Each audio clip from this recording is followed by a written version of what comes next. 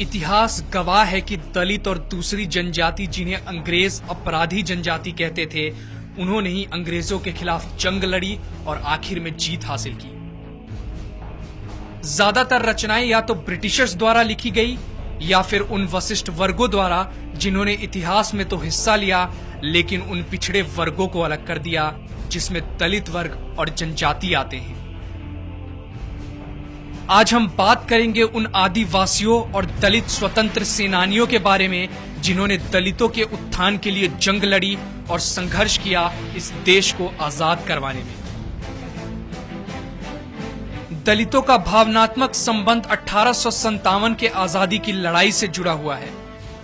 उनका मानना था कि उन्होंने अंग्रेजों के खिलाफ 1857 में झांसी में जंग की शुरुआत की। इसकी शुरुआत भाऊ बख्शी, पूरम कोरी और झलकारी बाई द्वारा शुरू किया गया था। कहा जाता है कि आजादी की पहली लड़ाई शहीद महिलाओं के नाम है, जो दलित वर्ग से आती थी, जिसमें झलकारी बाई, अवंती बाई, पन्ना दाई, उदा देवी और महावीरी देवी हैं।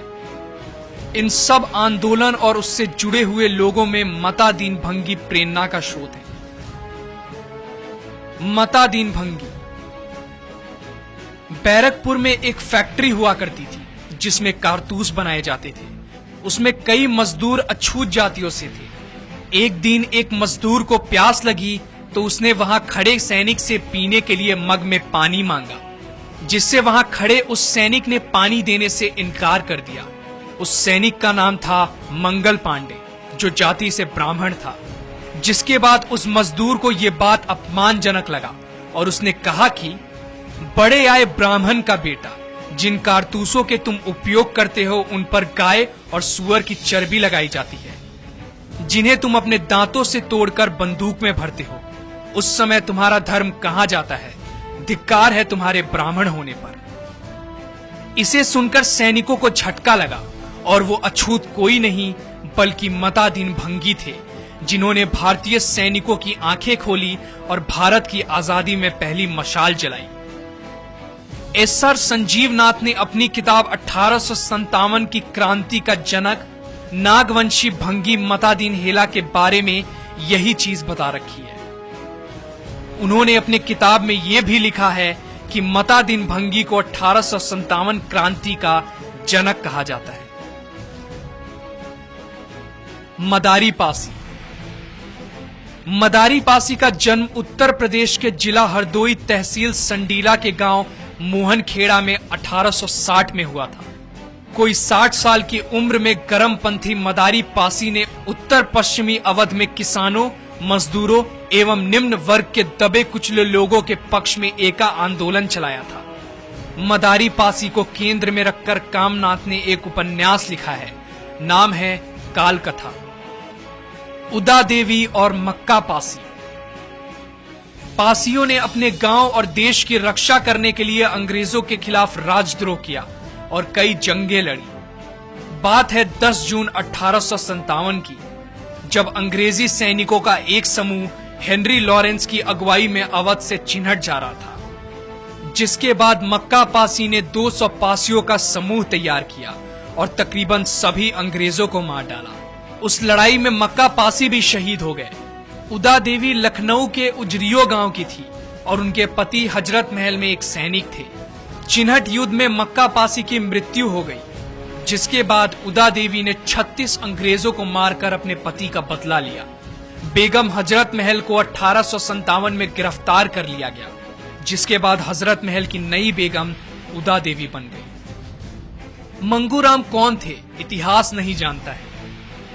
1942 की अगस्त क्रांति का बहुजन नायक, बैलगाड़ी का मामूली गाड़ीवान। सिपुआ तो शायद आप सब जानते होंगे, बैलगाड़ी को खड़ा करने का बांस है।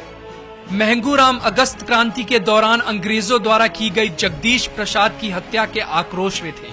उन्होंने एक अंग्रेज सिपाही की सिपवा से पीट कर जान ले ली थी। उनके इस कारनामे से भड़के अंग्रेजों ने 14 अगस्त 1942 को महंगूराम को गोली से उड़ा दिया। पीताम्बर और नीलांबर शाही 1857 में स्वतंत्रता संग्राम के दौरान पलामू इस प्रदेश का सबसे अशांत क्षेत्र था। पलामू में सबसे अधिक समय तक विद्रोह की ज्वाला धधकती रही।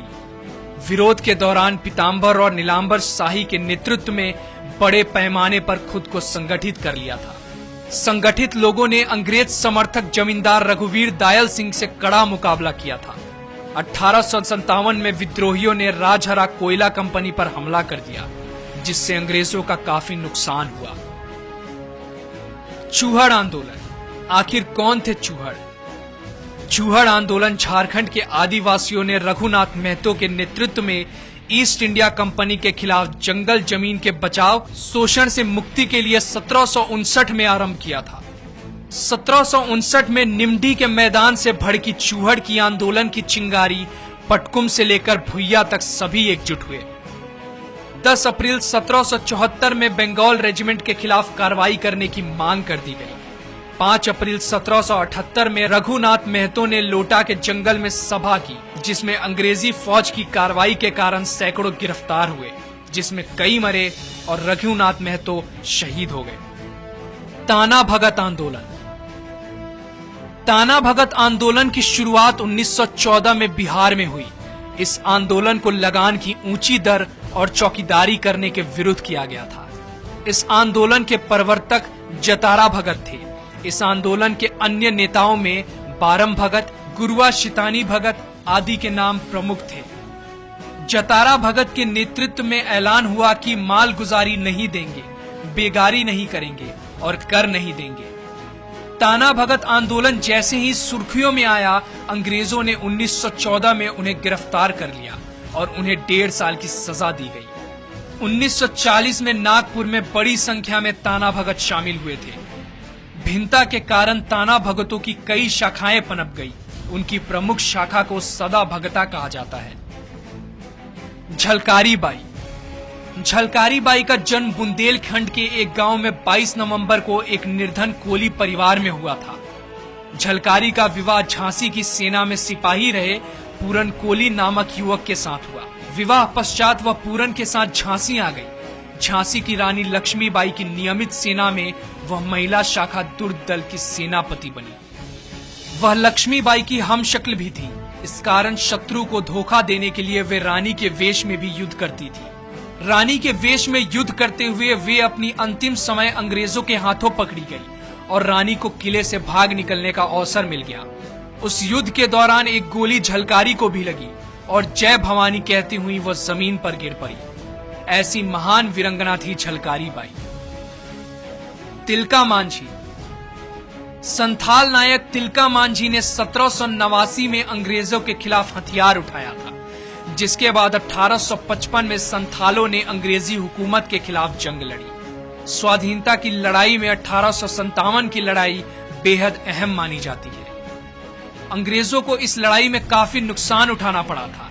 इस घटना की याद में हर साल 30 जून को हूल क्रांति दिवस मनाया जाता है। इतिहासकारों ने संथाल हूल को मूल आंदोलन का दर्जा दिया है। इतिहासकारों ने संथाल हूल को मुक्ति आंदोलन का दर्जा दिया है। उधम सिंह।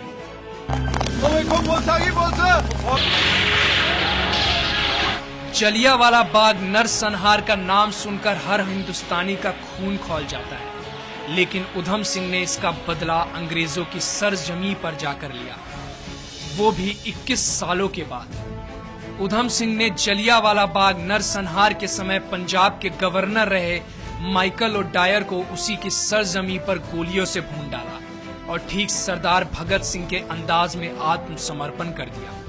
उन्होंने माइकल ओडायर के अलावा किसी को निशाना नहीं बनाया, क्योंकि वहां पर महिलाएं और बच्चे भी थे। सुनवाई के दौरान जब उधम सिंह से पूछा कि उन्होंने किसी और को गोली क्यों नहीं मारी, तो वीर उधम सिंह का जवाब था, सच्चा हिंदुस्तानी कभी महिलाओं और बच्चों पर हथियार नहीं उठाता। 4 जून 1940 को उधम सिंह को हत्या का दोषी ठहराया गया और 31 जुलाई 1940 को उन्हें पेंट विलेज जेल में फांसी दे दी गई।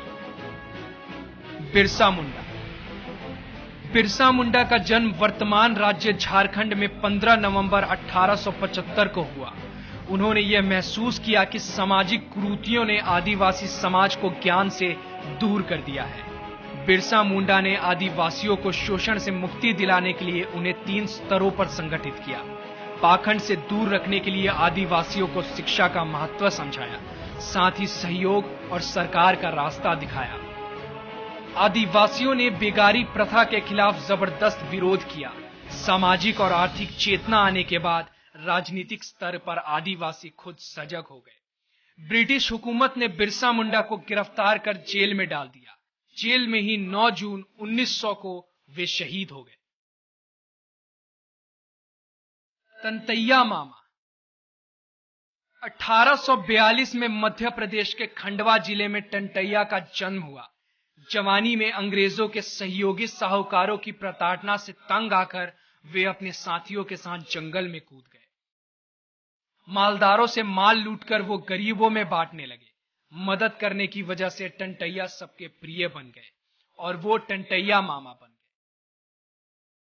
19 अक्टूबर 1889 को उन्हें फांसी की सजा सुनाई गई। जहां इस वीर पुरुष की समाधि बनी है, वहां से गुजरने वाली ट्रेनें भी रुककर सलाम देती हैं।